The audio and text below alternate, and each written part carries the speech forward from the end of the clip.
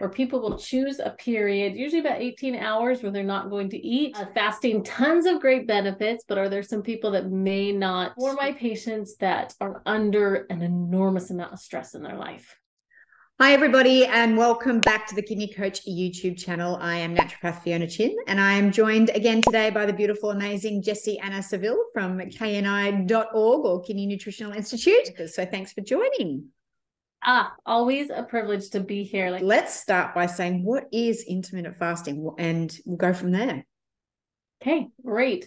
So intermittent fasting is having a period of time where you don't eat. I mean, it's really as simple as that. It can be practiced in a lot of different ways. The most common one you hear now is time-restricted feeding, where people will choose a period, usually about 18 hours, where they're not going to eat, which 18 hours could be from like you have dinner at 6 p.m. and then you don't eat until noon the next day. So more or less you just skip breakfast, which seems so counterintuitive, but it's so successful for a lot of people. Is there anyone that shouldn't fast? Have you got, if someone comes into the clinic and they're like, this is happening to me, and you're like, you know what, intermittent fasting is not going to be for you. If people are sitting out there thinking, oh, I might try this, but I'm not sure, are there any caveats where you say, I maybe not fast here, or you really do need to work with a healthcare practitioner to make sure you're monitored?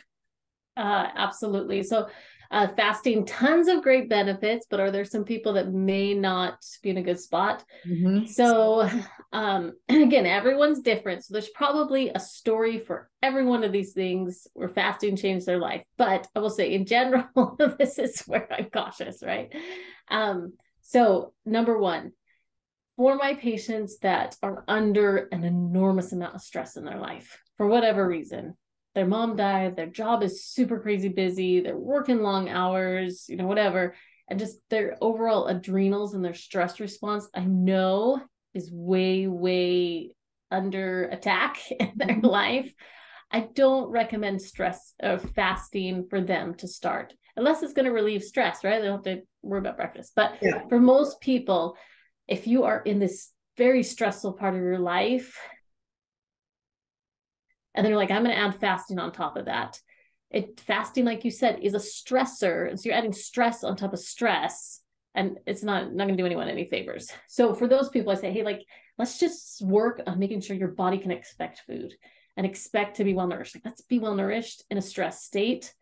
And then as stress dissolves, because it always eventually ebbs and flows in our life, we can move into fasting. Can be great for you. So if you have a lot of adrenal fatigue, massive amounts of stress, it's not a great time to start fasting for most people.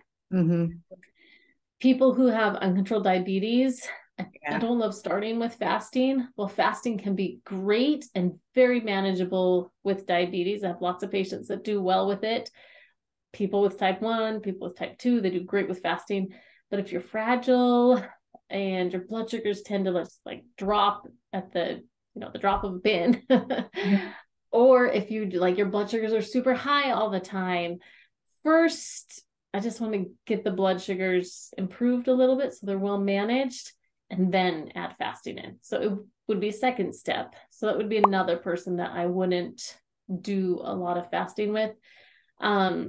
The other person who might not do fasting with, if they're just in general, weak, not feeling well, maybe not eating. I mean, if they're not eating really well anyways, and they're like, I just don't have much of an appetite, then of course I'm not going to push fasting. I mean, they're probably naturally fasting anyways, but I want to get some nourishment in them, because again, we run on nutrients, we don't run on fasting. Even though you can go a long time without food. So those would be a couple big categories. Jessianna, thank you as always for your wealth of wisdom and just sharing everything with us and looking into the latest studies. I love that you always do that. You're a huge, what's the word? Not benefit, but I'm really grateful to have you with our team and be able to share your wisdom and knowledge with people. I'm always so thrilled to connect with you. So thank you. And we look forward to speaking to you next time, whichever topic we decide to go into next time. Sounds good. All right. Thank you. Take care. And if you want, actually, I should say, if you want to know more about what we do, head to the dog has distracted me. Head to www.kidneycoach.com.